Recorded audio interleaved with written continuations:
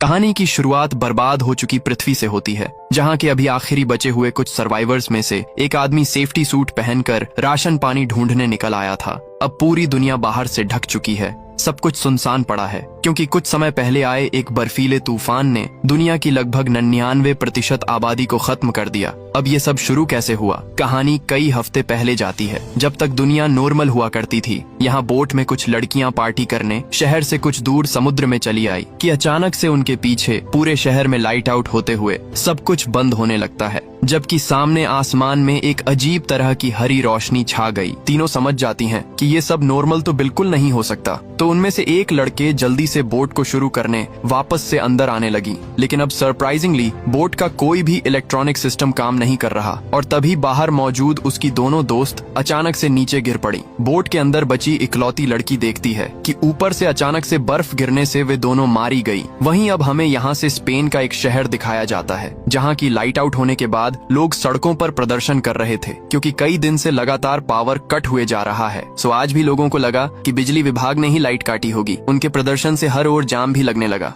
अब इसी ट्रैफिक में एक जवान भी है, जो कि अभी अपनी पत्नी और बेटी को घर छोड़कर आज की शाम अपने कुछ दोस्तों के साथ ड्रिंक करने उनके खास अड्डे पर जा रहा था। वो रास्ते में नोटिस भी करता है कि आज शहर में कुछ ज्यादा ही हलचल है, जैसा कि अमूमन होता नहीं था। खैर, जोन अभी के लिए इन सब पर ज्यादा ध्यान नहीं देता और सीधा अपने दोस्तों से मिलने अपने एक दोस्त अल्फ्रेडो के घर पहुंच जाता है। यहाँ उसके बाकी दोस्त भी टीवी में यही न्यूज देख रहे थे कि अचानक से एक फैक्ट्री में आग लगने से उसकी जहरीली गैस लीक हो गई, और वो गैस अगर बाहर निकली तो बहुत खतरनाक हो सकती है। सो जोन कहता है कि उन्हें इस न्यूज पर ज्यादा ध्यान नहीं देना चाहिए, और चारों दोस्त मिलकर अब गेम्स खेलने लगे। जल्द ही उनकी आज रात के लिए मंगवाई हुई बोतल भी आ गई, जिससे कि उनकी शाम और रंगीन हो जाएगी। लेकिन उनमें से किसी को नहीं पता था कि आज के बाद पूरी दुनिया बदलने वाली है। अचानक से ही अब यहाँ पर जनरेटर वाली पावर भी बंद हो गई। तभी ऊपर से अल्फ्रेडो की पत्नी एना भी आकर सबको इन्फॉर्म करती है कि जो डिलीवरी मैन उन्हें बोतल देकर गया था वो बाहर गली में गिर गया और मारा गया। सभी दोस्त अब खिड़की से बाहर देखते हैं कि अचानक से ही बाहर स्नोफॉल होने लगी, जिससे कि हर कोई हैरान था, क्योंकि इस एरिया में कभी स्नो नहीं गिरती। वहीं अब तो वैसे भी गर्मियां चल रही हैं, तो अब तो वैसे भी बर्फ नहीं गिरनी चाहिए, यानी कि कुछ तो गड़बड़ है। तभी जवान को याद आया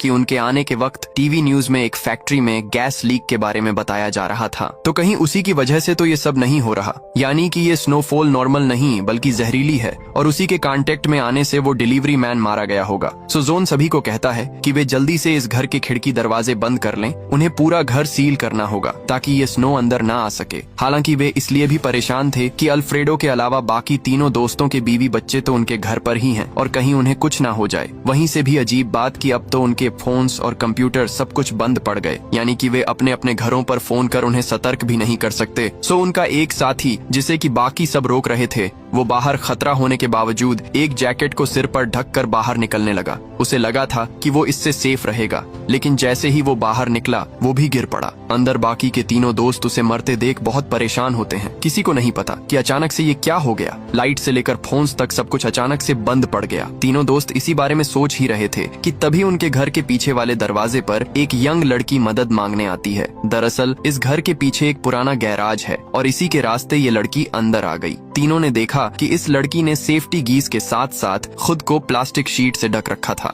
इसलिए वो बर्फ के कांटेक्ट में नहीं आई और सेफ बच गई। सो उन्हें यह तो यकीन हो गया कि उन्हें बाहर निकलने के लिए खुद को पूरी तरह से ढकना होगा। जुहान अब अपनी फैमिली को बचाने के लिए जल्दी से गैराज में जाकर गाड़ियां स्टार्ट करने की कोशिश करने लगता है, ताकि वो उसमें सेफली बाहर निकलकर अपनी फैमिली के पास जा सके। लेकिन अब यहाँ तो गैराज में सारी गाड़ियां बंद पड़ी थीं। जुहान अभी हार नहीं मानता और उसने अपने बाकी साथियों की मदद से एक जुगाड़ू सेफ्टी सूट तैयार किया। जुहान अपनी पूरी बॉडी को ढकने के बाद एक गैस मास्क ले लेता है, ताकि वो बर्फ सांसों के जरिए उसके अंदर ना जा सके, और बाकी सब अब डरते हुए उसे बाहर जाते हुए देखने लगते हैं कि कहीं वो भी तो उनके पहले वाले साथी की तरह मारा ना जाए। और अब सुबह होने के साथ जुहान बाहर निकल आया और लकीली उसे कुछ नहीं हुआ। सो जुहान अब पैदल चलकर अपनी पत्नी और बेटी के घर जाने लगता है। यहाँ रास्ते में सब कुछ तबाह हो चुका था। वे सभी लोग मारे गए जो कि बाहर रह गए थे। अब पूरे शहर में उसके अलावा उसे बाहर और कोई दिखाई नहीं देता। यहाँ कदम कदम पर सिर्फ लोगों के मृत मृत शरीर पड़े थे जो कि शायद से सही वक्त पर खुद को लोक नहीं कर पाए। सिर्फ एक रात ने पूरी दुनिया बदल दी। वहीं अल्फ्रेडो और एना के घर पर बाकी बचे हुए लोग डर जाते हैं कि उन्हें आगे क्या करना चाहिए। उनका साथी जोहान तो अपनी फैमिली को लेने चला गया, लेकिन बाहर बर्फ अभी तक गिर रही है। इसके अलावा क्या पता उन्हें नल वाला पानी पीना चाहिए भी या नहीं, कहीं टैप वाटर भी कंटेमिनेट ना हो गया हो। वे अब अपना खाना और पानी की बोतल्स इकट्ठा कर नोटिस करते हैं कि ये राशन तो उन सबके लिए बहुत कम होगा। सो एना सुझाव देती है कि अब उन्हें जल्द से जल्द पास के स्टोर में जाकर वहाँ से खाना और पानी सब कुछ यहीं लाना होगा। उन्हें अंदाजा था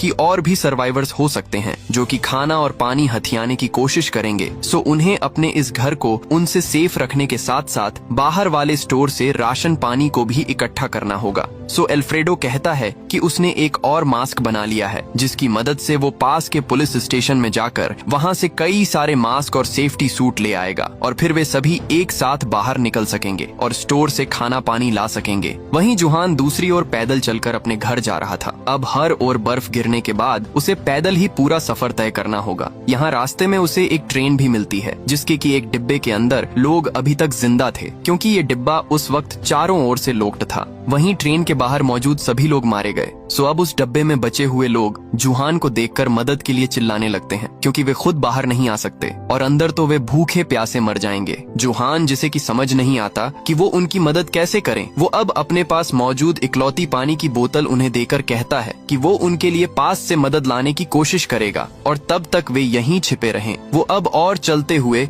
फाइनली अपनी बिल्डिंग में पहुंच ही जाता है। इस बिल्डिंग के भी बाहर बहुत से लोग मरे पड़े थे। फॉर्चुनेटली सही वक्त पर कुछ लोगों को पता लग गया कि वे बर्फ से मर रहे हैं, तो अब इस बिल्डिंग में कई सारे लोग अब तक अंदर रहकर जिंदा बच गए। अब जोहान जल्दी से 10वें फ्लोर पर मौजूद अपनी पत्नी इराना के पास गया और वो अब उसे सही सलामत देख बहुत खुश होता है। लेकिन अब उसे पता चला कि उसकी बेटी क्लेरा यहाँ नहीं है। इराना उसे रिवील करती है कि कल रात उनकी बेटी क्लेरा अपने दोस्तों के साथ पार्टी करने बाहर चली गई थी और उसे नहीं पता कि अब वो कहाँ होगी क्योंकि अब ना तो किसी का फोन ही काम कर रहा है और ना ही इराना को उनकी बेटी की दोस्त के घर का पता था जिस दोस्त के साथ उसकी बेटी कल गई थी। इसीलिए इराना लगातार रोए जा रही है। सो जोहान अब इराना को शांत कर यकीन दिलाता है कि वो उनकी बेटी को कैसे भी करके ढूंढ निकालेगा और इसके लिए वो पहले क्लेरा के स्कूल में जाएगा ताकि वहाँ से उसे उसकी उसी दोस्त का एड्रेस मिल जाए। जबकि बाहर बिल्डिंग के बाकी लोग नोटिस कर लेते हैं कि कैसे जोहान अपने मास्क की वजह से बाहर सेफली घूम रहा था और उन्होंने इसके बारे में अपने एक लीडर चार्ली को भी बता दिया।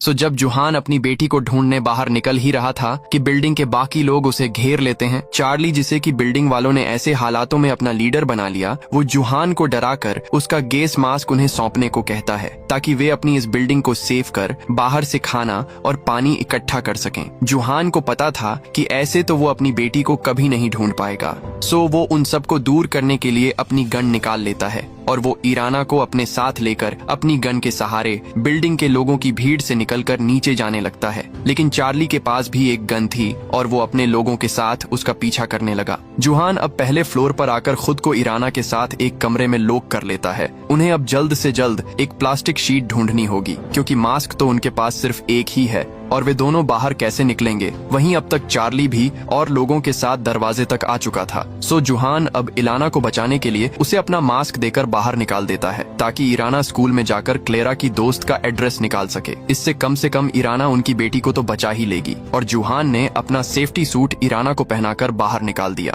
जबकि बाहर से चार्ली बाकी लोगों के साथ दरवाजा तोड़ अब अंदर आ ही जाता है। लेकिन जोहान तो इसके लिए पहले से तैयार था। उसने तभी अपने मुंह पर प्लास्टिक ढककर इस कमरे की विंडो तोड़ दी जिससे कि स्नो अंदर आने लगती है और चार्ली समेत बाकी सबको अपनी जान बचाकर वापस अंदर भागना पड़ा। वहीं जोहान प्लास्टिक शीट लपेटकर खिड़की से नीचे कूद जाता है। हालांकि प्लास्टिक के अंदर ज्यादा ऑक्सीजन नहीं थी तो सांस न आने से वो वहीं बेहोश होकर गिर पड़ा और जब उसकी आंखें खुली तो वो खुद को एक गाड़ी में पाता है जिसके अंदर उसके बाकी के दोस्त थे। वे दोस्त जिन्हें कि वो अल्फ्रेडो और एना के घर छोड़ आया था। अल्फ्रेडो उसे रिवील करता है कि उसके जाने के बाद वो खुद पुलिस स्टेशन से जाकर और ज्यादा सेफ्टी सूट और गैस मास्क ले आया और फिर वे सब मिलकर जोहान और उसकी फैमिली को पिक करने आ गए। उन्हीं की वजह से जोहान की जान बच गई और यहाँ से जोहान और इराना अपने बाकी दोस्तों के साथ उनके घर जाने लगते हैं ताकि वे आगे के बारे में प्लान कर सके। हालांकि किसी ने ध्यान नहीं दिया कि ऊपर आसमान से एक अजीब तरह से आग के मेट्योराइट्स पृथ्वी पर गिर रहे हैं, यानी कि पृथ्वी के हालात जल्द ही और ज्यादा बदतर होने वाले थे। यहाँ अब तक सभी लोग जुहान और ईराना को साथ लेकर वापस एना वाले घर में आ जाते हैं ताकि प्लानिंग कर सके कि उन्हें आगे क्या करना है। जुहान हालांकि अभी गाड़ी लेकर अपनी बेटी की इन्फॉर्मेशन के लिए स्कूल जाना चाहता था, मगर अल्फ्रेडो ने कहा कि उन्हें कुछ देर इंतजार करना चाहिए। उन्हें तभी बाहर विंडो से एक आदमी अपने घर की ओर आता हुआ नजर आया, जो कि उनकी गाड़ी के टायर के निशानों का पीछा कर रहा था। सो सभी उस पर गैराज में जाकर गन पॉइंट कर देते हैं। उन्हें पता चला कि सर्वाइवर का नाम बोनीटो है, जो कि उनके पास में एक हार्डवेयर स्टोर चलाता था। वो रिवील करता है कि वो यहाँ से थोड़ी ही दूर मौजूद बाकी सर्वाइवर्स के साथ छिपा हुआ है, मगर अब वहाँ पर खाने पीने की सप्लाई ऑलमोस्ट खत्म होते जा रही है। सो वो अकेला ही सेफ्टी करके बाहर मदद लेने निकल पड़ा। अब अल्फ्रेडो उन सर्वाइवर्स को यहाँ लाने के लिए मना कर देता है, क्योंकि ऐसे हालातों के बीच हर कोई सिर्फ अपने बारे में सोचता है। लेकिन उसने बोनीटो को अपने पास से कुछ खाना पानी दे दिया, जो कि वे थोड़ी देर पहले एक स्टोर से उठा कर लाए थे।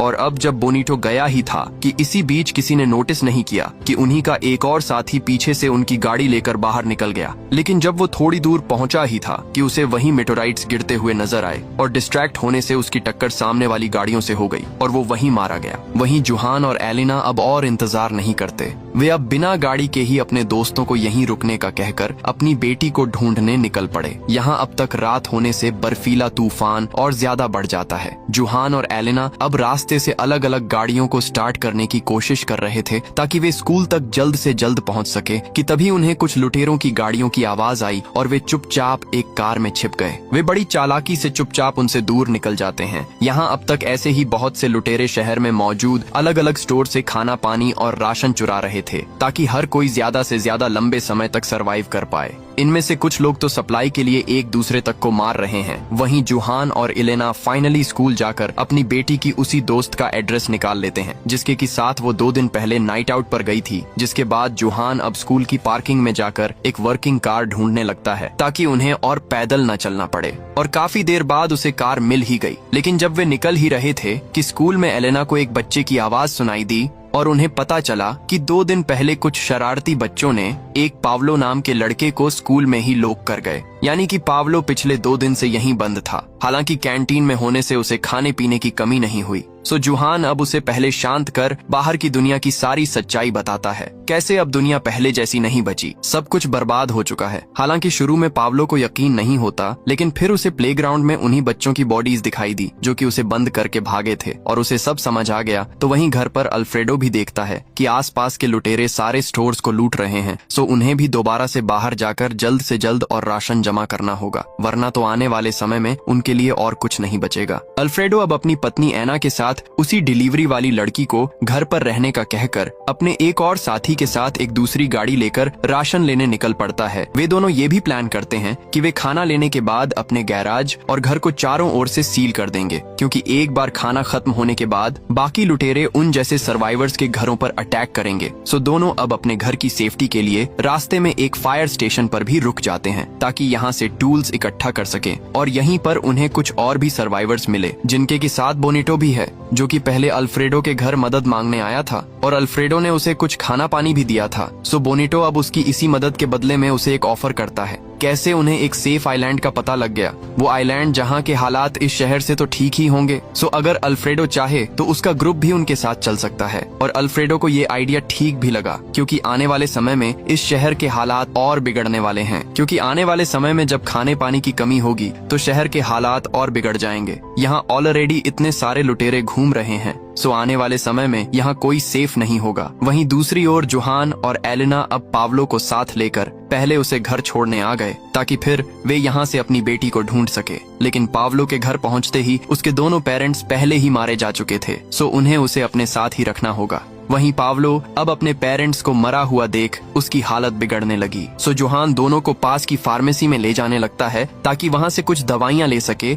वहीं फार्मेसी के बाहर उन्हें एक और प्रेग्नेंट औरत भी मिल गई, जो कि बाहर अकेली भटक रही थी। तो जुहान अब उस पर तरस खाकर उसे अंदर आने देता है, लेकिन ये एक ट्रैप था और उस औरत के सहारे बहुत से लुटेरे फार्मेसी में घुस आए। उन्होंने जुहान से उसकी गाड़ी की चाबी लेकर उसे एलिना के साथ बाथरूम में बंद कर दिया और जब वे लुटेरे चले गए उसके बाद पावलो दोनों को बाहर निकालता है। ऐसे हालातों में लोग इंसानियत को बहुत पीछे छोड़ देते हैं। वहीं घर पर अल्फ्रेडो अपनी पत्नी एना से कंसल्ट करता है कि क्या उन्हें अपना शहर छोड़कर उस आइलैंड पर जाना चाहिए, और एना इसके लिए तैयार थी क्योंकि यहाँ जल्द ही लोग खाने पाने के लिए एक दूसरे को मारने लगेंगे। सो उन्हें इससे पहले एक सेफ जगह के लिए निकल जाना चाहिए। सो अल्फ्रेडो अब उस आइलैंड की जांच करने के लिए अपने सारे रेडियो को ऑन करता है, लेकिन अभी भी कुछ भी काम नहीं कर रहा। उसने ऊपर जाकर एंटीना भी ठीक किया ताकि वे शहर से निकलने का रूट पता कर सके, लेकिन अब तक तो उनके कंपास तक काम नहीं कर रहे। वहीं जुहान, एलिना और छोटा पावलो अब सेफ्टी सूट पहनकर पैदल ही अपना सफर तय करने लगते हैं। यहाँ रास्ते में उन्हें एक कार भी दिखाई दी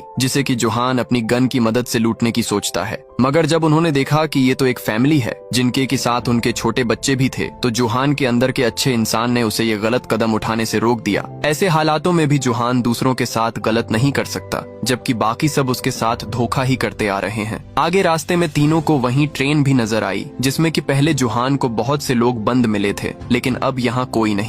जुहान भी अपनी फैमिली प्रॉब्लम्स के चलते उन्हें भूल गया, और फिर शायद से भूख से मरते लोग ट्रेन से बाहर निकल ही गए और मारे गए, जिनके बारे में जुहान अब कुछ नहीं कर सकता। सो वो पावलो और एलिना के साथ वापस से अपने दोस्त अल्फ्रेडो के घर आ जाता है, जहाँ की उसे पता चला कि उसके सभी साथी इस शहर से निकलने की सोच रहे हैं, वो भी एक ऐसे आइलैंड पर जहाँ की उन्हें बोनीटो ने चलने का आइडिया दिया था। यहाँ अल्फ्रेडो जुहान को भी मनाने की कोशिश करता है कि अब उसे रियलिस्टिक होकर सोचना पड़ेगा। उसे नहीं लगता कि उसकी बेटी क्लेरा अब तक जीवित होगी, सो जुहान को उसे और नहीं ढूंढना चाहिए। हालांकि ये सुनकर जुहान भड़क उठा क्योंकि वो अपनी बेटी के बिना कहीं नहीं जाएगा, और यहाँ से फैसला किया गया कि जुहान और एलिना अब अपनी बेटी के लिए यहाँ से इन लोगों से अलग हो जाएंगे। हालांकि उन्हें ये नहीं पता कि बाहर एक और अनजान खतरा उनका इंतजार कर रहा है। बाहर जब एक यंग कपल अकेले में गाड़ी में एंजॉय कर रहे थे कि अचानक से उनकी गाड़ी पर किसी जीव ने हमला कर दिया और दोनों को मार डाला। अब ये था क्या? ये बहुत बड़ा राज है जो कि हमें आगे पता चलेगा। वहीं इन सब से बेखबर एलिना और जुहान अब अलग होने से पहले एक पुरानी फोन बुक निकाल लेते हैं जिससे कि वे अपनी बेटी की दोस्त का एड्रेस निकाल सकें। इंटरनेट तो अब वैसे भी काम नहीं कर रहा, सो उन्हें पुराने तरीकों का इस्तेमाल करना होगा। तो वहीं अल्फ्रेडो अब जाने से पहले पास के स्टोर से और ज्यादा खाना लेने जाता है। हालांकि उसे अंदर ही अंदर बुरा भी लग रहा था कि वो अपने बचपन के दोस्त जुहान को यहीं छोड़कर भाग रहा है। सो अल्फ्रेडो ने फैसला किया कि वो जुहान को उसकी बेटी को ढूंढने में मदद करेगा और उसके बाद ही आइलैंड के लिए निकलेंगे। सो अल्फ्रेडो अब जुहान के साथ अकेले में निकल पड़ता है ताकि उसकी बेटी को ढूंढ सके। और जब वे शहर में आगे बढ़ ही रहे थे कि तभी उन्हें सामने बहुत सी गाड़ियां पड़ी हुई नजर आई जिन्होंने कि सब कुछ ब्लॉक कर रखा था। इतना ही नहीं, वहां बहुत सी सोल्जर्स की गाड़ियां आकर उन दोनों को इस रिस्ट्रिक्टेड जोन से दूर रहने को कहती हैं। अब जुहान और अल्फ्रेडो दोनों समझ गए कि मिलिट्री इस ब्रिज के दूसरी ओर कुछ तो ऐसा है जो कि उनसे छिपा रही है, इसलिए ही वे शहर में और लोगों की मदद नहीं कर रहे। सो दोनों अब चुपके से मिलिट्री का पीछा करने लगते हैं, ये देखने की वे जा कहां रहे थे। और जब सोल्जर्स ने उन्हें अपना पीछा करते हुए नोटिस किया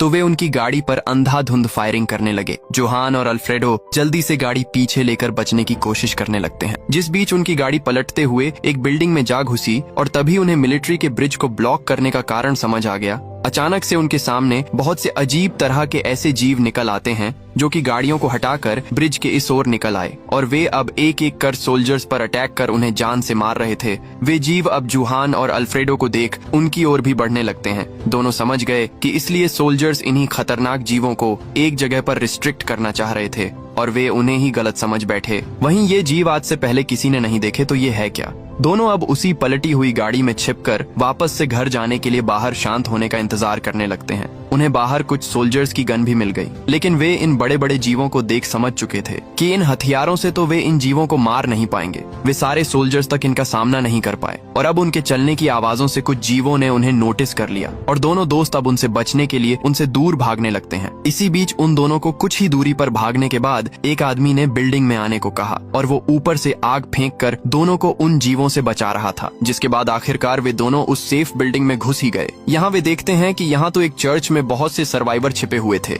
यहाँ इस चर्च की लीडर एक नन अब जुहान और अल्फ्रेडो को ऊपर छत पर ले जाकर वही मटोराइट्स दिखाने लगती है जो कि पिछले कई दिन से पृथ्वी पर गिर रहे थे, और उसने रिवील किया कि कैसे ये जीव असल में इन्हीं मटोराइट्स से पृथ्वी पर पहुंचे हैं, यानी कि ये किसी एलियन प्लेनेट से आए होंगे। और अगर ऐसा ही जारी रहा तो ये जीव पृथ्वी से सारे इंसानों को मारकर खुद पृथ्वी पर कब्जा कर लेंगे, यानी कि उनके सामने और बड़ा खतरा आ गया। अब जुहान और अल्फ्रेडो जल्दी से घर जाना चाहते थे ताकि वे अपने ग्रुप के बाकी लोगों को इन जीवों से सतर्क कर सके। लेकिन नन ने उन्हें दरवाजा खोलने से रोक दिया, क्योंकि अगर उन जीवों को उन सब की भनक भी लगी तो कोई जिंदा नहीं बच पाएगा। और आज की रात दोनों को ना चाहते हुए भी इसी चर्च में बितानी पड़ती है। यहाँ चर्च के लोग बारी बारी से जाकर पहरा दे रहे थे, जबकि जुहान तो इसलिए दुखी था कि उसे पता नहीं अपनी बेटी कब तक मिलेगी और वो सेफ होगी भी या नहीं। वैसे भी इस आपदा को फैले अब तक कई दिन बीत चुके हैं। तभी उसे बाहर से आवाज आई और वो बाहर जाकर ये देख हैरान रह गया कि यहाँ तो अब हर जगह हजारों जीव इकट्ठा हो चुके थे।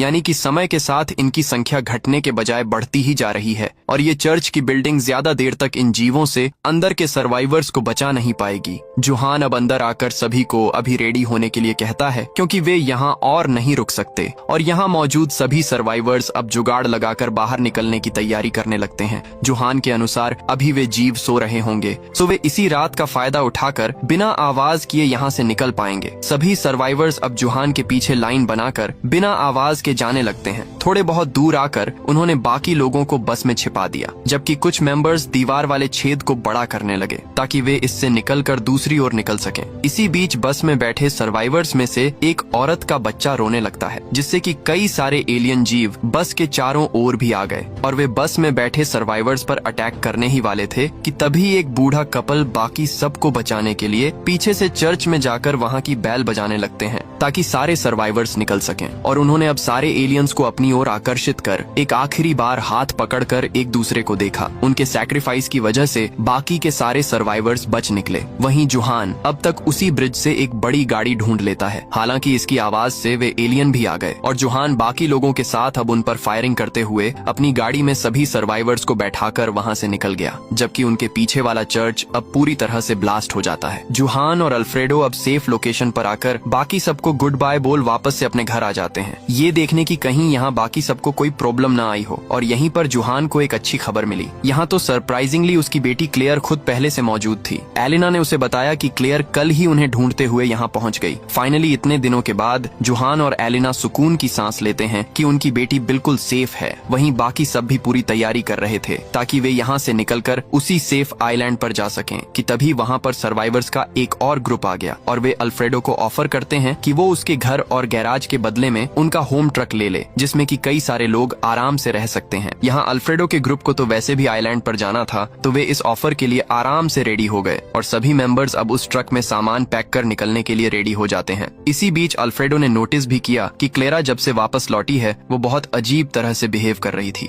जैसे कि वो अपने खुद के बस में ना हो। लेकिन कोई भी अब इस पर ज्यादा ध्यान नहीं देता और सब अब ड्राइविंग करते हुए उसी आइलैंड की ओर निकल पड़े। लेकिन जब वे काफी देर ड्राइविंग के बाद समुद्र तक पहुंच ही गए तो यहाँ पर उन्हें एक और प्रॉब्लम आ गई। यहाँ पृथ्वी के बदलते वातावरण के कारण अब पानी का लेवल बहुत नीचे चला गया, सो उन्हें कोई और लोकेशन ढूंढनी होगी जहाँ से वे बोट का इस्तेमाल कर सकें। लेकिन अब क्योंकि शाम हो रही थी तो अभी के लिए उन्हें रात बिताने के लिए कोई जगह ढूंढनी होगी और वे सभी पास के एक शॉपिंग मॉल में जाकर आज रात बिताने का फैसला करते हैं। यहाँ शॉपिंग मॉल में उनके अलावा और भी बहुत से लोग थे, जिनमें कि वे सर्वाइवर्स भी हैं, जिन्हें कि जुहान और अल्फ्रेडो ने चर्च में बचाया था। यहाँ मौजूद सारे ही लोग मिलकर एक दूसरे का साथ दे रहे थे कि इसी बीच क्लेयर को अचानक से दौरा आने लगता है, जो कि आज तक उसे कभी नहीं आया था। लेकिन फिर से सभी को लगा कि ये सब उसके कई दिन अकेले ऐसे हालातों में रहने की वजह से हुआ होगा और सब इसे इग्नोर कर फिर से सो गए कि सुबह अचानक से जुहान की आंख बहुत ज्यादा शोर से खुलती है। उन्हें पता चला कि बाहर जो जहरीली स्नोफॉल हो रही थी वो अचानक से ही रुक गई और बाहर कई दिनों के बाद फाइनली अच्छी खासी धूप निकल आई। लोग बाहर निकलकर भी देखते हैं कि अब वे बाहर जाने से मर नहीं रहे। यहाँ हर कोई खुश होता है कि फाइनली शायद से ये आपदा खत्म हो गई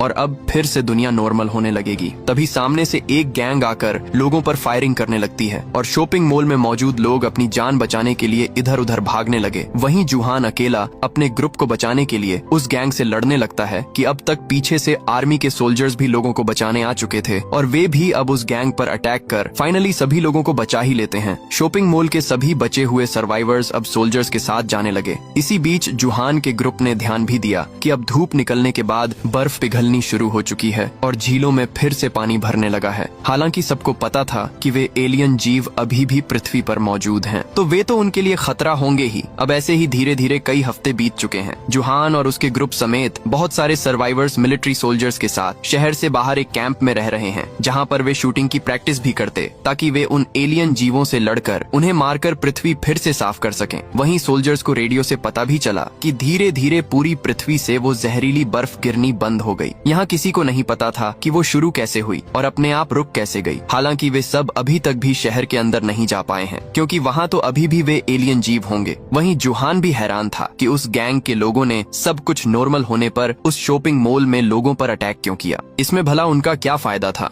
और अब एक शाम उन सबको बताया जाता है कि मिलिट्री कुछ लोगों को शहर में भेजना चाहती है ताकि वे शहर के अंदर के हालातों का पता लगा सके। इसके लिए उन्हें एक ट्रेन का इस्तेमाल करना होगा जो कि सीधा शहर के अंदर जाती है। और अब अगली सुबह होते ही जुहान की अगुवाई में उसका छोटा सा ग्रुप शहर में जाने के लिए निकल पड़ते हैं। वे सब ट्रेन को स्टार्ट कर अब रास्ते से सब कुछ हटाकर आगे बढ़ते जा रहे थे। और जब वे शहर के अंदर घुस गए तो हर कोई जश्न मनाता है, जिसके बाद वे ट्रेन से उतरकर पैदल ही आगे बढ़ने लगते हैं। वे देखते भी हैं कि उस आपदा के कारण पूरा शहर तबाह हो रखा था। लेकिन इससे भी अजीब बात कि अब किसी को भी शहर में वे एलियन जीव कहीं नजर नहीं आते। सब हैरान थे कि वे जीव कहाँ गए होंगे। इसके अलावा उन्हें शहर में और भी कुछ लोग नजर आए जो कि काफी वियर्डली बिहेव कर रहे थे। अब ऐसा क्यों हो रहा है, हमें ये आगे कहानी में पता चलेगा। यहाँ ग्रुप के कुछ लोग शहर के दूसरे हिस्से में चले जाते हैं ताकि वहाँ का मुआयना कर सके। तो वहीं जुहान का ग्रुप अब रेडियो सेटअप कर शहर के बाहर मौजूद अपने बेस को सब रिपोर्ट करते हैं जो उन्होंने अब तक शहर में देखा था। वहीं उन्होंने एक बिल्डिंग के ऊपर चढ़कर ये भी देखा कि शहर की दूसरी दिशा में एक अजीब सी ब्लू लाइट चल रही थी। सो जुहान कमांडर से कहता है कि उन्हें कुछ और लोगों को वहाँ भेजकर उसके बारे में पता करना होगा कि ये है क्या। लेकिन अभी रात को कमांडर इसके लिए मना कर देता है। सो आज की रात जुहान फिर से अपने साथियों के साथ वहीं कार्ड्स खेलते हुए पार्टी करने लगता है, जैसा कि वो कहानी के शुरू में कर रहा था।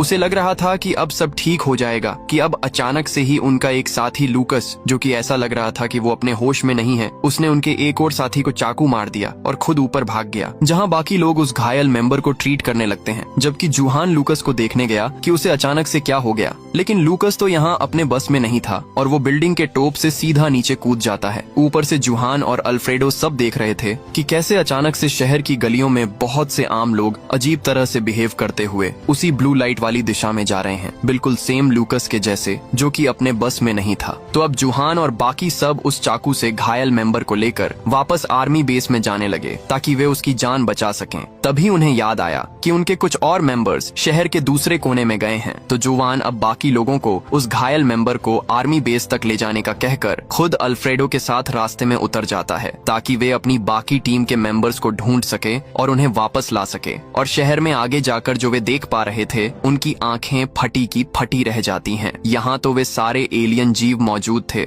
जो कि पहले शहर में लोगों को मार रहे थे। और अब उससे भी अजीब बात कि उनके आसपास वे सारे आम लोग भी मौजूद हैं जो कि अपने बस में नहीं है, और वे लोग उन एलियन जीवों के साथ मिलकर काम कर रहे हैं। यानी कि वे सब के सब एक ही सोर्स से कंट्रोल्ड थे। यहाँ इस ब्लू लाइट की वजह से शहर के सारे लोग आ गए और वे सब अब जानवरों की तरह एक एलियन एंटिटी का कहना मान रहे थे। इन्हीं में से एक जुहान को अपनी बेटी क्लेरा भी नजर आई और वो सब समझ गया। इसलिए ही क्लेरा उसके मिलने के बाद से ही अजीब तरह से बिहेव कर रही थी। जुहान को धीरे धीरे सब समझ आने लगा। कैसे जब सब कुछ नॉर्मल हो गया तो उस गैंग के लोगों ने आम लोगों पर अटैक कर दिया, क्योंकि वे गैंग के मेंबर भी अपने बस में नहीं थे। कहानी के शुरू से लेकर अब तक कभी कुछ ये मिस्टीरियस एलियन रेस कर रही है। इन एलियंस ने ही पृथ्वी पर उस आपदा की शुरुआत की और 99% से ज्यादा आबादी को खत्म कर डाला ताकि पृथ्वी इंसानों से खाली हो सके। फिर उन्होंने ज्यादा बचे हुए लोगों को अपने जीव भेजकर भी खत्म करवाया, और जब इंसानी आबादी उनके मन मुताबिक रह गई तो उन्होंने ही पृथ्वी को पहले जैसा कर दिया ताकि वे बचे हुए इंसानों को अपने कंट्रोल में करके उनसे अपने काम करवा सकें। अब जुहान यहाँ सबको दूर से देख रहा था। ऐसे हजारों लोग किसी पालतू जानवर की तरह उन्हीं एलियंस का कहना मान रहे हैं। उसकी बेटी क्लेरा भी उन्हीं का हिस्सा है और अब पूरी पृथ्वी उन एलियंस के कंट्रोल में है। और इसी सीन के साथ ये कहानी यहीं पर खत्म हो जाती है। दोस्तों, आपको वीडियो कैसी लगी लाइक करके जरूर बताना।